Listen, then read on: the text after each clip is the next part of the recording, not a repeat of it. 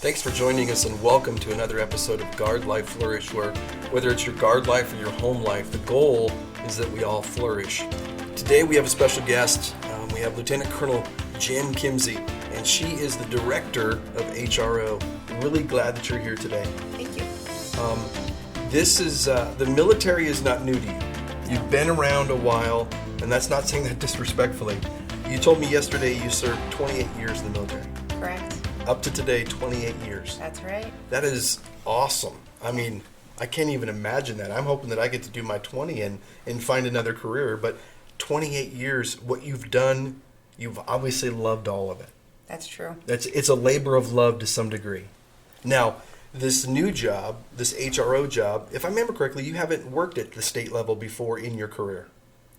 I was with A1 briefly about 6 or 7 years ago. Okay. And I was able to spend 3 months working here at OTAG. I was on the air side, we call it a DSG. Yep. Did 1 weekend a month, but came on the full-time force about just over 2 years ago. Okay. And so being in this joint environment, this is awesome. Creates challenge. For sure. It's exciting. I mean, being from the Air Guard and this whole concept of OTAG and working for the state, you come to this building where there's truly joint and everything takes place here. Right. But there still is some uniqueness of what Army is and what Air is. We'll never deny that. But my big question that I really want to ask you is this. HRO, what is it? And what does it benefit our soldiers and our airmen? Because oftentimes we only say those acronyms, right, but it's so much bigger than that. What is HRO? It's supposed to stand for Human Resource Office. I always say that the H, yes, there's the human side of it, but it's the hub. Okay. It's the hub for the full-time personnel. So as to what you just said, obviously Army, Air, looking at our AGR technicians, Title V personnel, all across the board. We're getting ready to do an HRO outreach starting next week in Las Vegas. We're also going to have one in Carson City and Reno. And really, we're talking about benefits. We're talking about job ads. We're talking about your retirement, how far in advance you look at that. Even some of the sensitive subjects when we look at labor relations. Yeah. There's a lot that happens in that office. So you are basically what I'm hearing you say is you are the biggest touching point, not only to the soldier and the airman, but also to their families and their retirements and things like that. So you just touched on a few of the things that are in your office. Right. What else is in that office that soldiers and airmen may not even know that's there? I think one of the things that we talk about in the office, and you and I talked about it yesterday, that every keystroke is a person. So when I talk to my team and looking at that side of it, but that goes from the other side too. So when we're looking at airmen, soldiers, civilians that are out in the field, even with their families, knowing that when they're calling us, when they're sending emails, that there's a human being on the other side of that. And I can definitely attest that they work very hard. They're very committed. They care a lot about what's going on. But sometimes time's not always on our side either. And so we want to make you feel that you're the number one person that we're working with, but there could be 20 or other 30, 80 things that are going on at the same time. Yeah. Right, exactly. And not only that one person, but I just find it interesting. I know that I didn't mention this earlier, but I just find it interesting that if I think of the average soldier or airman, E1, E2, or whatever, that's just out of basic or just started their career in the National Guard, none of them are going to say, hey, I got to head over to the G3 to figure some stuff out. Exactly. Or, hey, I got to head over to the G1 to figure some stuff out. Right. But it doesn't matter what level or what rank or how long you've been here. HRO is the touching point for all. Exactly. And so that is such a vital step in a military career, because if you don't have a good, not you, but if the soldier or airman doesn't have an understanding of what's there, man, there's a lot of hidden gems that are there to make their career be better, stronger, faster, whatever it is. And it all takes place in the HRO. Correct. I just think it's awesome. Well, and it's one of the things that we talk about, too, that we say it collectively in the military, you don't know what you don't know. So, to your point, when you're discussing your E1s, E2s, people that are brand new to the organization, they're excited to come out and get out in the field and have a full-time job, but they may not know all the blocks involved in that. Yeah. So we also do training. We just wrapped up yesterday our HRO supervisor course. Yeah. And so that's awesome. That's something that all supervisors, brand new supervisors, should go through. Plus, if you've been in as a supervisor for more than 3 years, it should be done every 3 years Yes. to take care of this. And it was interesting. I actually signed a diploma certificate for everybody saying that they had finished this, but I actually went through the course right before I started this job, and it's amazing the amount of information out there that supervisors need to know. Tremendous to take amount care of of their information. people, for sure. Now, you bring up a really good transition to the next question, that whole concept of having all these tools and information. Okay. You recently just went through a class which we call Purple Resolve. Yes. And I think that for most, you wouldn't, I'm sure you agree here, that question of what is Purple Resolve has probably been asked of you at least a half a dozen times since you took in the class. For sure. So I'm going to ask it again. What about Purple Resolve, since you've been through it, what is it? How would you explain it? I wrote down something for myself, so don't mind me that I'm using my notes because I say it out of order. So, heart set, mindset, skill set, tool set. Mm-hmm. So when I say it slower, looking at the camera, heart set, mindset, skill set, tool set. Like I said, I have a tendency to say that out of order sometimes, but really when we look at something, I don't even want to call this as a class. It's an experience. Ooh, good one, yeah. And I feel that I was lucky enough to go through Purple Resolve with mostly leaders. We had Air Guard, Army, DEM, we had some police officers in there. And really the experience is different for everybody on what they take away from it.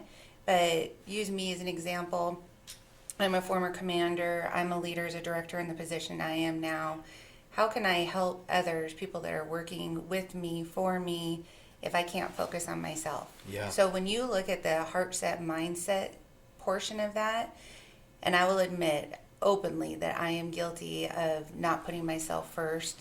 We were just talking about sleep before we started this. Yeah. When it comes to my sleep patterns, taking time to eat, some of the exercise things that I should do, that I am not a valued employee if I don't put myself at the top, right? And that's one of the things that we talked about in Purple Resolve. Like I said, I really thought about this when you and I had talked about doing this podcast, and because I'm so passionate about Purple Resolve, but there's different things depending on what's going on in my life that will pop up. You and I had talked about courage. Oh, yeah. Yeah, courage is a big one. Having the courage to do the right thing and not say what you think everybody wants you to say is huge. Man, I heard it was said one time, one of the instructors for Purple Resolve said, courage is its own reward. Right. And that did, for me, it took me a few minutes to, I'm a simple guy, but it took me a few minutes and all of a sudden I went, yeah, that's just crazy. Sometimes just having that little bit of courage, no matter how it turns out, man, it's such a reward. Right. Heart set, mindset, tool set. Keep going. That's good stuff. So you have the tool set.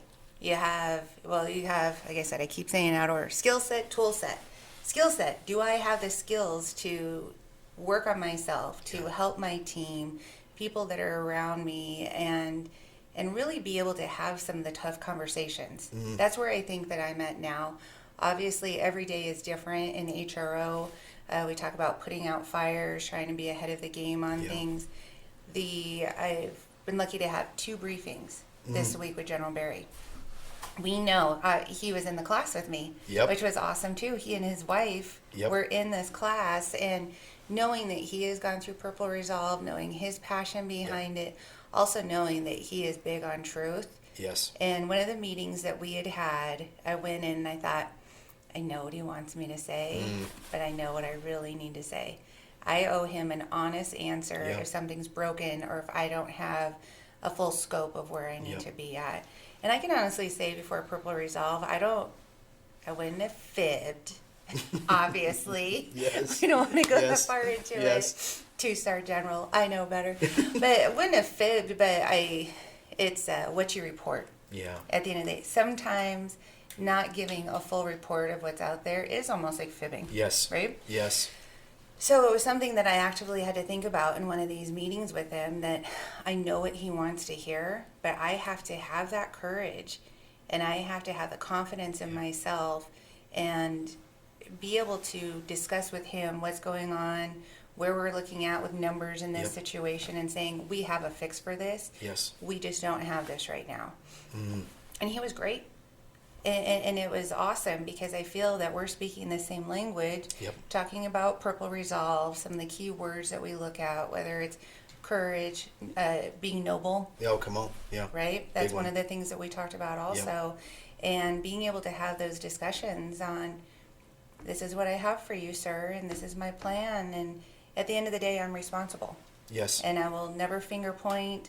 I am responsible for everything that's done in my office, and I take that Yep. very seriously. Yep. And yeah, so I think those are, some of the main things that I take from Purple Resolve.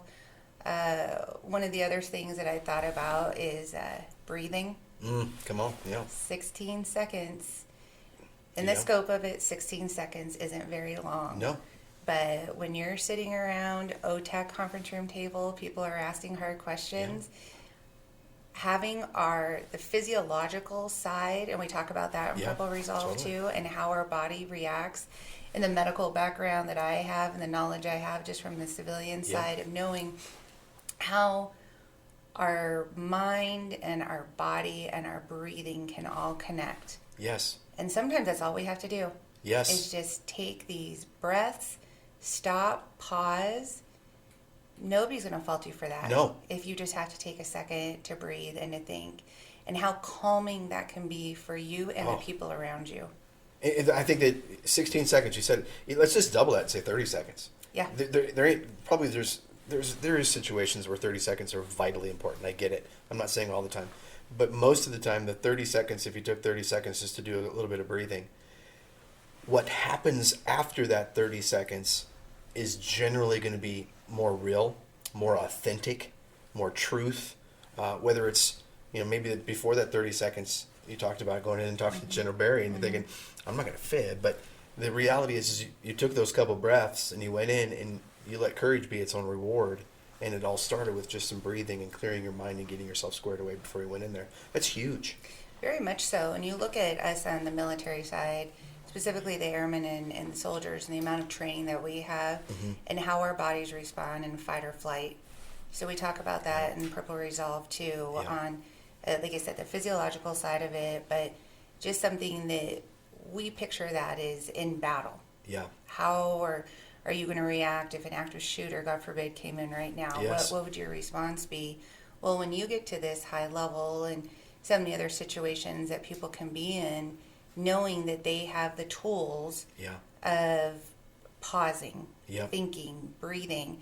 And it seems like very basics Yeah. that we should be able to do that. Getting outside, getting some fresh air, like I said, taking care of ourselves at the end of the day is huge. Yes. Because somebody just said this to me the other day, in my family, what good are you for us if you're not around?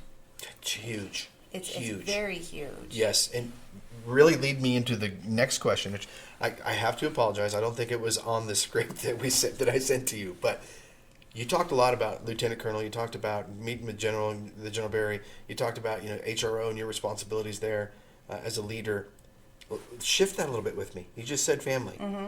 What has Purple Resolve done, or what tools have you gathered from Purple Resolve to help you be? I didn't say you're a mom, you're a wife. So let's go outside the military for a second. What are those things that you were come to light through Purple Resolve? Patience. Okay. Patience is the number one. I have a husband that's retired from the military. Yeah. I have 2 kids. One's in college. One's a senior in high school, getting ready to go into college. There's a lot of things going on in our family right now, and I have to realize that I am not in control all the time. Yeah. Wait, is my family going to see this? They need to think that I'm in control. Yes, exactly. But yeah, right. We'll edit that out. Yeah, we'll edit that one out later. But I think is really being able to look at that and say, I am not in control. Things are going to happen in life. Yeah. And being a mom and having my kids see this is something that they've talked about, that we just have to go with the flow sometimes. Yeah. You and I have talked about canceling vacations, Yeah. maybe dinner plans. Maybe I can't be at every event, that knowing that my husband and I are a team. Yeah. And although I would like to be part of all these events, is having that support network and taking a lot of these things that we learned with Purple Resolve on one, like, I keep foot stomping it because it's something that I was so bad with it for the longest time of taking care of myself and trying to put everybody before me. But I'm responsible as their mom for these kids of teaching them that. And even though that they're getting older, to say, gosh, my mom is taking the time to read a little bit more actively than she used to. She's trying to work on her sleep pattern. She's trying to stop and think and breathe before she responds. So hopefully when they become young adults, which they're almost there, that is something that they can learn too. Yes. And I think that I don't know about you, but I wish that we could take a Nevada pause for a couple weeks and everybody go through it. Yeah. Everybody, because I think that no matter what age you are, no matter what career you're in, no matter what you're doing, I think that this is, for lack of a better word, this is a way of life that a lot of us have gotten away from. Right. I think that it's instilled in us. I think that most of us know it, and oftentimes when we go through Purple Resolve, and for many who have went through Purple Resolve, they've said, well, it seems like common sense. Then why aren't we applying it? Exactly. Why aren't we doing anything that we need to do as far as being better people, being better humans, being better leaders, being better moms, dads, cousins, whatever it is? Right. So I know that we're getting closer to the end, and I have 1,000 questions for you, but I know we're only going to get one or two in. Okay. The next question that I would say is, as you look at through the lens, first we'll go through the lens of a mom and a wife. For those who may be watching today, what if they're thinking, I don't want to do Purple Resolve, I don't have time to do Purple Resolve? What would you tell them that they're missing out on, or what would you encourage them as far as something that you can take away from Purple Resolve from a perspective of a mom or a wife? It's making ourselves a priority. And it's making our spouses and our children a priority too. That if something came up at the end of the day that my child had a big event and I had a meeting that I was supposed to be at here in the office, I would find a way to be at my child's event. Yes. And that's where we're going. I mean, at some point I'm going to retire, at some point you're going to retire.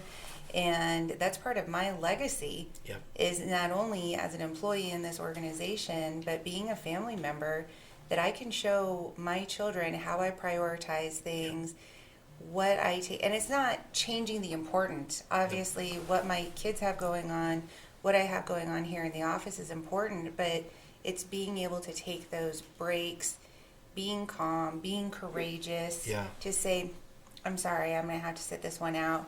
This is why we have teams. This is why we have people that can stand in for us with some of these things. But the new technology. For sure. Yeah. Last question. Okay. Same type of thing, Purple Resolve. What does it bring to the table for you and your team as you look at it through the eyes of a leader? For me, number one is caring for my team. And that's something that sometimes can be difficult for us in the military. And I want them to know that I'm present and I am there for them. Yes. And at the end of the day, we've talked about this all the time. We are people. Yes. We have things that are going on in our personal lives. There's some things it's none of my business what's going on with people. But just taking the time to say, are you okay? Do you want to talk? I had mentioned this to you before. There's sometimes I have a revolving door into my office that people want to get something off their chest. They want to talk about it. I know something about that. Yes, exactly, right? Just a little bit being a chaplain. But sometimes my day does not literally start till 1600 when it comes to going through emails and things like that. But when people think that you care and they see that in your actions and your behaviors, then that in itself, they'll do a lot for you. Yes. And what I'm hearing you say is, honestly, in most of the things that you said, but you really closed well with, I hear you saying it's a big focus on the heart set. Very much so. I've said it before in these videos, and I think the Purple Resolve really emphasizes it. That is, we do the hearts, not the heart set, but we do the tool set and the skill set so well in the military, whether it's Army or Air. For sure. But we fall short on doing heart set well. Right. And you're saying that, hey, I know this, and Purple Resolve has really helped me identify that, you know what? Heart set's important, mindset's important, and we need to get focused on that. Looking within. Oh, looking within. Beautiful stuff. We talk about that a lot with Purple Resolve. How about those old mirrors? Exactly. Exactly. They always get you. I know. People that haven't been through Purple Resolve are like, do I get a mirror when I go through this? And There's a whole story behind Yeah, the it's mirror. not just huge. simply to put your makeup on or comb your hair. Exactly. There's a lot more to it than that. And I think it's Exactly. great. Hey, we've come to an end. Thank you so much for being here today. I know that you're busy. Like you said, your workday doesn't start till 1600, so I got you for a couple more hours. I know, right? No, I'm just kidding. Yeah. I'm just kidding. But I'm so thankful that you're here, and I look forward to having another conversation again sometime. Thank you for being here. Can I take 2 seconds to read a quote that You can really do spoke whatever. to Yes, me of from course. the book? Of course. So it says, a culture is defined by the worst behavior tolerated. The act of doing nothing is what tells everyone it's okay. This is immediately in our Purple Resolve book. Yeah. And this quote I wrote down 15 different times, and I actually circled it and showed it to General Barry. And I said, this is one of the biggest things that spoke to me Yeah. in this class. And I know however people look at it, that was life-changing for me. Yes. Because then I felt that I had a thought process on what I want to do, what I don't want to tolerate in my job, and what my part of this organization is. Gosh, it's awesome. Yeah. I honestly, we could probably go just like 3 pages into this book Right. of what their quotes and what meanings are. Oh, yeah. That one's powerful. Thank you for sharing that. It's awesome stuff. I look forward to having another conversation. Absolutely. Cool. Hey, from all of us here at Guard Life Flourish, thanks for being here today. We look forward to doing this again. If you liked what you heard, please give us a like. Please subscribe. If you have a question or you have some sort of a topic that you would like for us to discuss or people that you would like to interview, leave it in the comments so that we can do that. But from Lieutenant Colonel Kimsey and myself, thanks for being here and have a great day.